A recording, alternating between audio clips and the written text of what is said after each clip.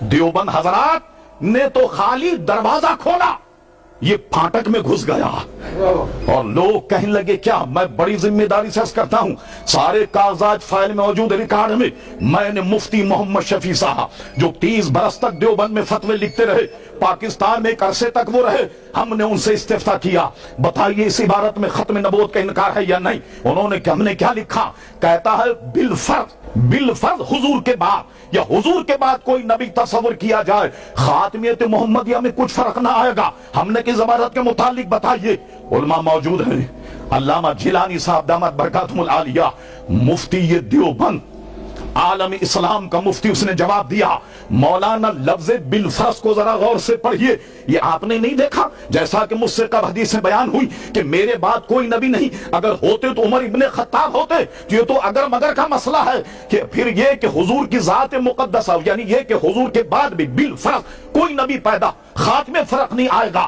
مولانا لفظ بالفرض کو ذرا غور سے پڑھی، جب لفظ بالفرض آپ کی سمجھ میں آ جائے گا مسئلہ بھی سمجھ میں آ جائے گا۔ پھر ہم نے ان سے کہا مولانا ذرا ان عبارتوں کا جواب دیجئے، آپ کہتے ہیں لفظ بالفرض سے ختم نبوت کے مسئلے پر کوئی فرق نہیں آیا، اب ہماری عبارت سن لیجئے۔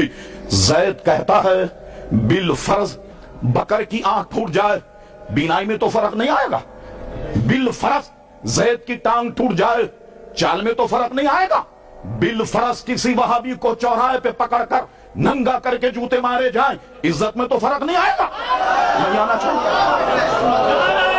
آنا ہی نہیں چاہیے۔ اب مجھے بتاؤ عوام اہل سنت لفظ بالفرض نے کیا فائدہ پہنچایا؟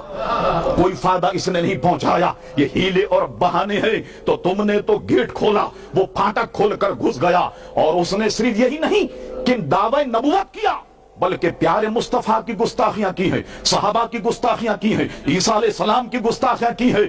اللہ اکبر، یہ صحرا الحمدللہ اہل سنت کے سر ہے۔ اگر اہل حدیث صحرا باندھنا چاہیں، علماء دیوبند صحرا باندھنا چاہیں، ان کم بخت میں تو شادی کا صحرا نہ جائے تو یہ صحرا کہاں باندھے؟